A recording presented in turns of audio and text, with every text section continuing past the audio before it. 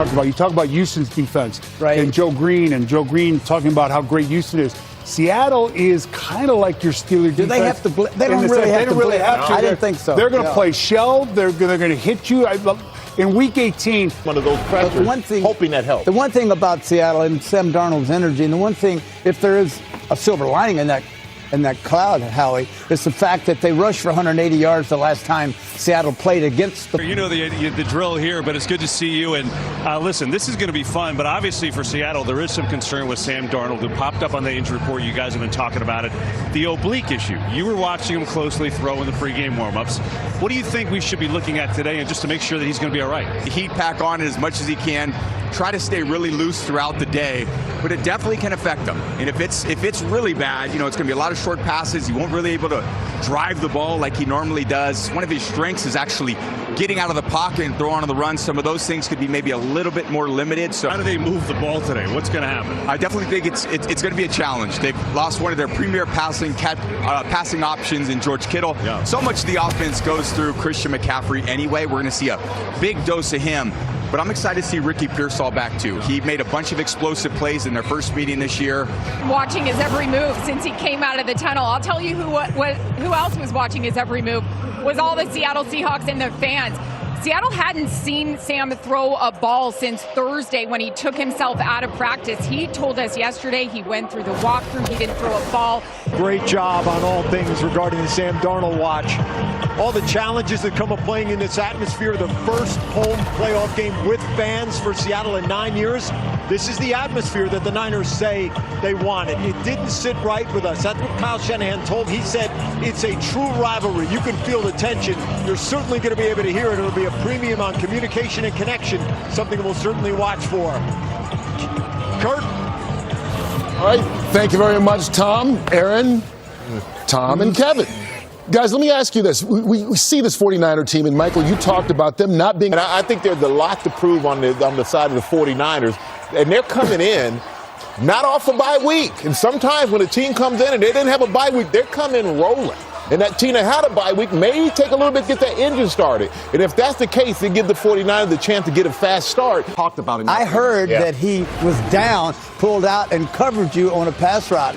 He did, but I made a miss, caught it, and brought it in for a touchdown for about 8 yards. It was on the goal line. How we talked about San Francisco being pumped up. Seattle obviously ready. I'm the only one to pick the 49ers last week, and I am going to pick the 49ers. Oh, Terry. We will find out who wins and moves on to play for the NFC Championship. It is time for kickoff. Here's Kevin Burkhardt and Tom Brady. All right, Kurt, guys, since he's been in San Francisco, that being said, today, how does it change for the 49ers? Certainly going to be tough. Listen to that crowd noise. There's so much juice in here right now. The Niners are going to be dealing with that all day. It's got to be a complimentary game. All three phases working together. They have to win the special. Fans going crazy. We talked to Sam this week, actually yesterday, Kevin. He said he felt some improvement in that left oblique. The Seahawks did tests on it, and Sam told us after he saw the results, he mentally felt better. He said, I had never had an oblique injury before, but now that I saw the results, I know I can deal with the pain. 49ers and the Seahawks. Oh, that is just sensational. Now the game. Downstairs we go to Tom Rinaldi with the 49ers. KB, thanks a lot for the first playoff game here with fans in 9 years. This atmosphere was a point of preparation for the Niners. Kyle Shanahan, 18 loss. We felt like we got in a fight and never had a chance to throw a punch. We wanted to earn a chance to fight again. As Brock Purdy said, you can feel the tension. This is a true rivalry. Believe us, you can hear it from down here, KB. They bring back Doug Baldwin to raise the 12's flag.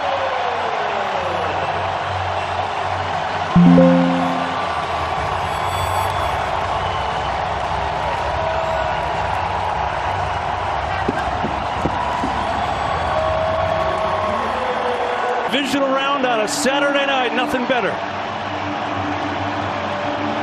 And here we go. It's Rashid Shaheed. With the steam, Shaheed breaks through. Still going. A flag flies. Shaheed's going to take it all the way. Let's see if it stands.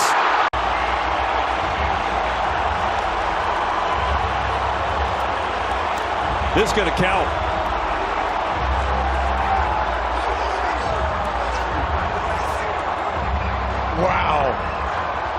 speechless, KB. Normally you try to warm up into these games. To the crib, 97 yards to start. The result of the play is a touchdown. On the play, personal foul, tripping, number 18. That penalty will be enforced. Shaheed just right through the heart of the kickoff coverage. That was trying to make the tackle on the penalty on the trip on the kicker. I'd be happy too, Coach McDonald. That's a hell of a way to start the game. Can't start it any better than that. Shaheed's second kickoff return of the year. And a punt return, too, for the Seahawks. My goodness. Opening kickoff. Rashid Shaheed, you said it. They got him at the trade deadline. He is done. Zone. What a way to start. And I said in one of the opens that it's all about this 49ers special teams unit, and they've done such a great job all season winning that phase of the game. But that is a very tough start for the Niners to come out and watch him take that one back, starting at a 7-point deficit. That was so loud. I was not here for the Beastquake, but I can't imagine it being much louder than what I just saw right there.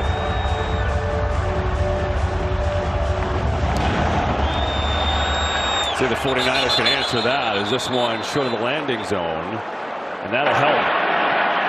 Free kick, short of the landing zone. The ball we placed at the 40-yard line. First down. Goes in the flats and throws over the ball. Try to stay ahead of the sticks so they can stay in their run and play action game.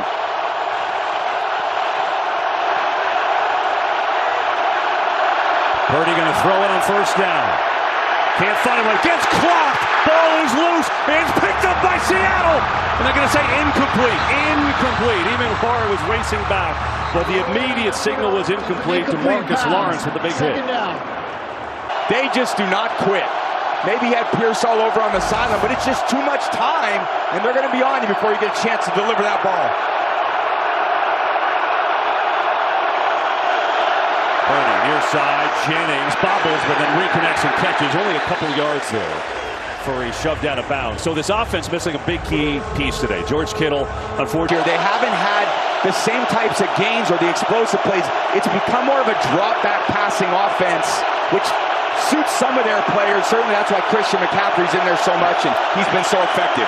Third down. Purdy racing around, looking deep, and then fires, and it's good for a first down. And there's the guy filling in for George Kittle, Jake Tonjes, who got a lot of time. Seattle's defense to cage rush him, keep him right in the middle of the pocket, force him to play quarterback from there. If he's out of the pocket, that's when he's very effective. Here's McCaffrey on the ground at the middle. It's a pretty strong run by McCaffrey now as he's inside the 45. Put it at about the 44. Against the Seattle defense, which finished the year #1. Incredible player. They make you earn everything. They close on this ball as fast as any defenses I've seen in a very long time. It's Brian Robinson who gets the pitch outside, and Robinson is going to be close. About a yard short of a first down. There's Nick Emanwari, who has been awesome as a rookie, as the nickel kind of. Niners on a play-by-play basis in a hostile environment to move the ball down the field and score points. McCaffrey up the middle, in trouble and swarmed. Nowhere to go. Murphy was there, a couple of others, and now it's fourth down. Wow, I absolutely love Byron Murphy, but that's what makes the defense go. Those big fellas right inside.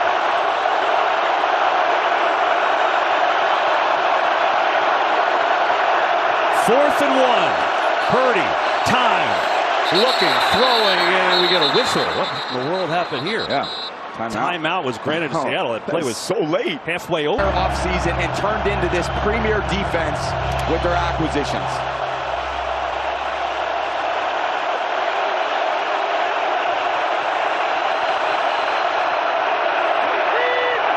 Fourth and 1. Use check on a little option, and that's not going to work.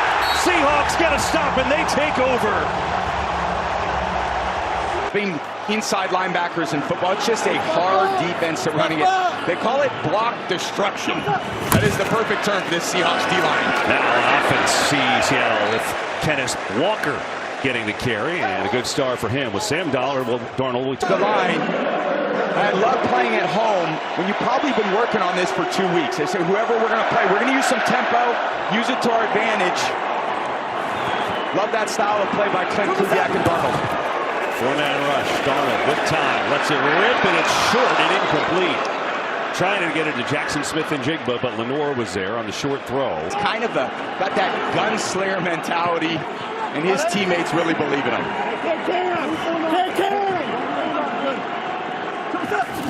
Here is Zach Charbonnet. Gets his first touch outside. Sprinting through.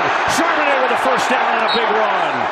All the way down near the 30-yard line of San Francisco, and that's good for 15. Job by this offense, kind of establishing this physical style of play here early in the game. Yeah, Seahawks ran for 180 yards against the Niners 2 weeks ago in that Week 18 battle. Trying to do it again. To get the ground again, Charbonnet juking his way down to the 26 for the Seahawks offense, and they've got good play.